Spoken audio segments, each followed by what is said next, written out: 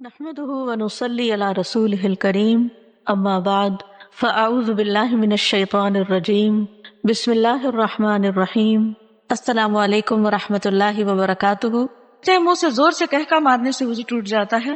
یہاں صبح سے آپ وضو کر کے آتے ہیں اور آپ کو ہنسایا جاتا ہے اور بات بات پہ آپ کہکے لگاتے ہیں تو اس سے وضو ٹوٹ تو نہیں جاتا؟ نہیں، نماز کی حالت میں اگر کہکا لگایا جائے تو نماز ٹوٹ جاتی ہے، وضو نہیں ٹوٹتا۔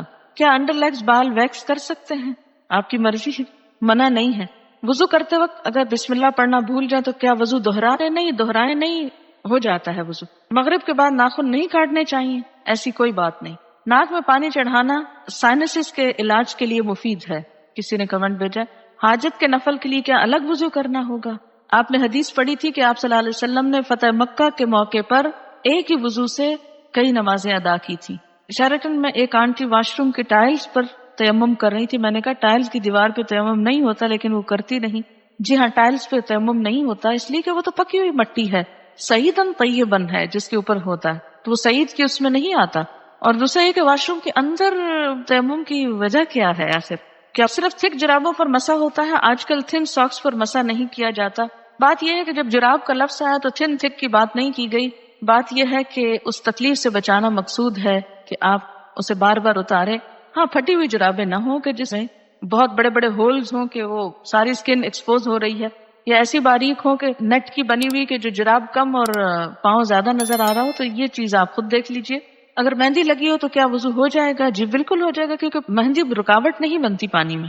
ہاں، اگر ایسی کوئی چیز آپ نے لگائی ہے کہ وہ چھلکا بن گیا اور اس کے اوپر سے اتر رہا ہے تو وہ اور بات ہے۔ کسی بھی چیز کے لگنے کے بعد اگر پانی اس کے ریشے تک پہنچ جائے، ویٹ ہو جائے، وہ سارا دھل جائے، اس کے اندر سے پانی گزر جائے، تو کوئی بھی چیز منع نہیں ہے۔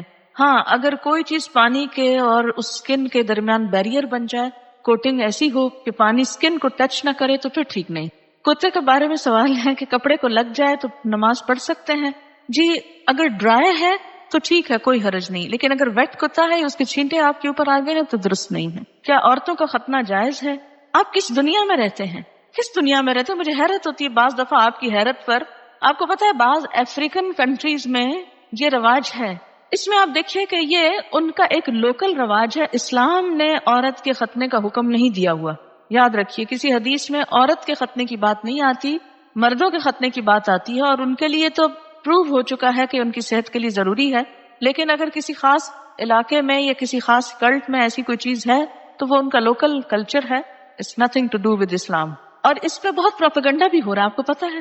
میں نے خود کئی جگہ پر یہ پڑھا ہے کہ اسلام نے عورت پہ بڑے ظلم جو ڈھائے ہیں، ان میں سے ایک ظلم یہ بھی ہے کہ بعض علاقوں میں عورت کے ختنے ہوتے ہیں۔ یہ اسلام نے ظلم نہیں ڈھایا، یہ لوکل کلچر کی بات ہے۔ اور اگر کسی علاقے کا کلچر ایسا اور پھر انہوں نے اسلام قبول کر لیا اور کلچر بھی ساتھ ساتھ رکھا، اب مثلاً آپ کسی دن یہ پروپیگنڈا شروع کر دیں کہ جو کانچ کی چوڑیاں ہوتی ہیں اگر ٹوٹ جائیں تو عورت بیچاری کا وہ خون نکال دیتی ہیں اور یہ بڑا ظلم ہے، اس لیے ان کو بنانا بند کرنا چاہیے۔ تو اب یہ اسلام نے تھوڑی آپ کو کہا کہ آپ کانچ پہنیں، آپ کا لوکل کلچر ہے، کسی اور ملک میں ایسا نہیں ہوتا، تو آپ کی مرضی، آپ پہنے نہ پہنے، پہنے تو احتیاط کریں، نہیں پہنے تو نہ پہنے۔ بہت ساری چیزیں ایسی ہیں کہ جس میں اسلام نے نہ کرنے کو کہا ہے اور نہ چھوڑنے کو کہا ہے۔ بہت سے لوگ کہتے ہیں کہ دیوار پر ہاتھ مار کر تیمم ہو جاتا ہے، اگر اس پر مٹی ہو کے قرآن پاک کی آیت کیا ہے؟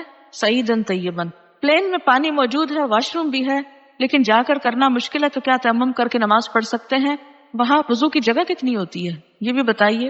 دوسری بات یہ کہ جو لمبی فلائٹس ہوتی ہیں اس میں بعض حضرات وضو کر کر کے پانی اس طرح ختم کر دیتے ہیں کہ اس کے بعد میں جانے والوں کو بیچاروں کو ہاتھ دھونے کے لیے بھی کچھ نہیں ملتا۔ میں خود اس بات کی عینی شاہد ہوں۔ اس لیے جہاں پانی صرف وقتی استعمال کے لیے رکھا گیا ہو، وہاں آپ اس سے زیادہ استعمال کر کے دوسروں کا ہاتھ نہ مارے۔ ہاں، آپ پوچھ لیں جہاز والوں سے کہ اس میں 300 لوگوں کے وضو کا اہتمام ہے تو ٹھیک ہے، کر لیں۔ اگر غسل کرنے کے بعد استنجا کیا جائے تو کیا وضو قائم رہے گا؟ نہیں۔ اگر صابن لگاتے ہوئے یا ویسے دوبارہ انسان کا ہاتھ ایسی جگہ کو چھو جائے کہ جس کے چھونے سے وضو ٹوٹ جاتا ہے تو غسل کے بعد پھر دوبارہ وضو کرنا ہوگا۔ کیا وضو کے بغیر حدیث کے ٹیکسٹ کو چھوا جا سکتا ہے؟ چھوا جا سکتا ہے۔ غسل پاکی میں غراروں کا حکم ہے؟ نہیں، ایسا کوئی حکم نہیں ہے، یعنی کلی کرنا کافی ہے، گلے میں پانی ڈال کے غرارے کرنا ضروری نہیں۔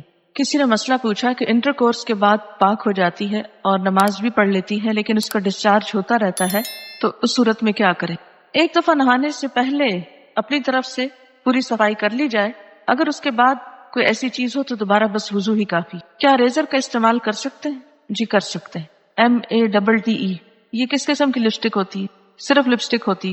کیا اس سے وضو ہو جاتا ہے یا پانی ہونٹوں تک نہ پہنچے گا؟ میں نے کبھی لگائی نہیں، اس لیے مجھے پتہ ہی نہیں کہ یہ کیسی لپسٹک ہے. یاد رکھیں کہ چھوٹے چھوٹے سوال اس طرح کے پوچھنے کے بجائے شریعت کا ایک اصول یاد رکھیں.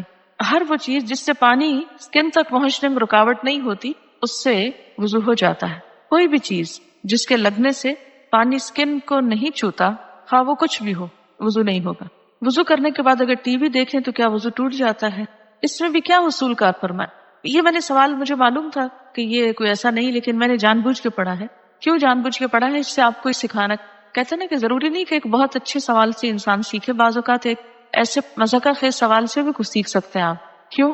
اس لیے کہ جب تک شریعت کے جو احکامات ہیں ہمارے لیے ان کی علت نہیں معلوم ہوگی، وجہ نہیں معلوم ہوگی، اس وقت تک ہم سمجھ نہیں پائیں گے. پہلی بات تو یہ کہ وضو ٹوٹنے کے اسباب یا علت کیا ہے؟ کیا وجہ ہے کہ شریعت نے دوبارہ وضو کرنے کے لیے کہا ہے؟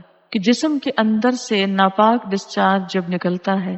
مثلا بہت سے لوگ مجھ سے پوچھتے ہیں بچوں کو دودھ پلانے سے وضو ٹوٹ جاتا ہے؟ نہیں ٹوٹتا.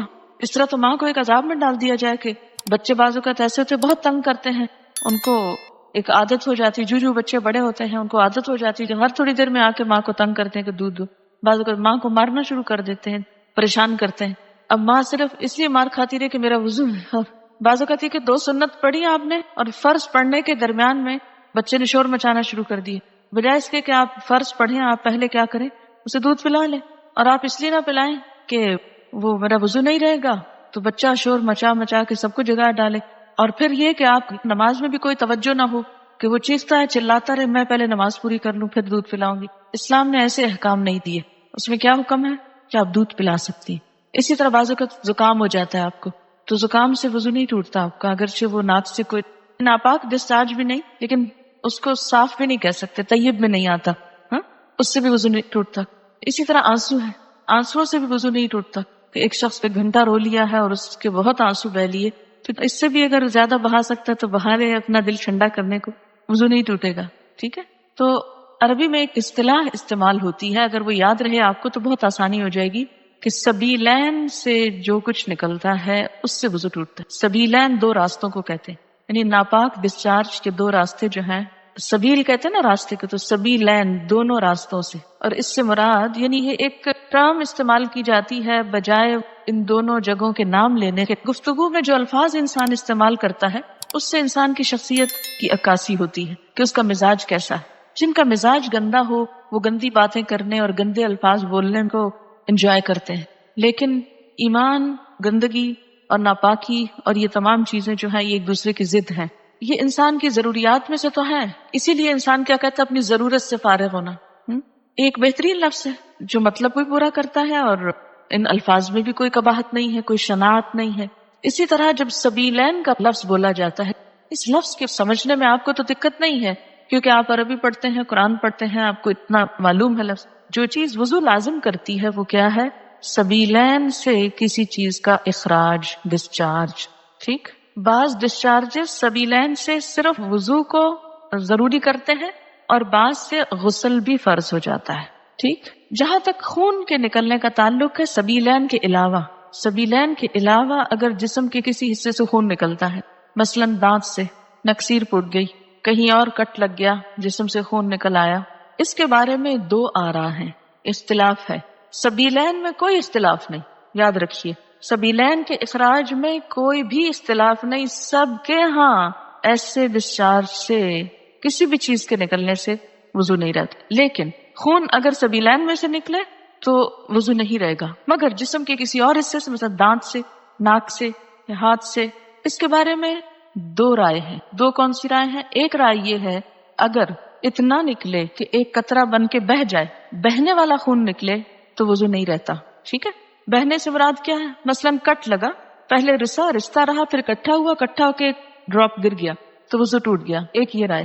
دوسری رائے کیا ہے اس میں کہ نہیں، اس سے وضو نہیں ٹوٹتا، اور وہ دلیل کیا دیتے ہیں کہ حضرت عمر رضی اللہ تعالیٰ عنہ کو جب نماز میں شہید کیا گیا تھا تو انہوں نے نماز چھوڑی نہیں، یا حضرت علی رضی اللہ تعالیٰ عنہ کا جب تیر نکالا گیا تھا نماز کی حالت میں تو انہوں نے نماز توڑی نہیں تھی. ظاہر ہے تیر نکلا تو کیا خون نہ نکلا نا. ہاں اسی طرح اگر آپ نے وضو کیا ہے، بعض اوقات ایسا ہوتا ہے نا کہ وضو کر کے آپ ہٹنے لگتے ہیں کہ آپ کو منہ محسوس ہوتا ہے، آپ دوبارہ اسپٹ کرتے ہیں تو کیا ہوتا ہے، اس میں کچھ ریڈش سا محسوس ہوتا ہے کہ لگتا ہے کہ مسوڑوں سے خون آ گیا.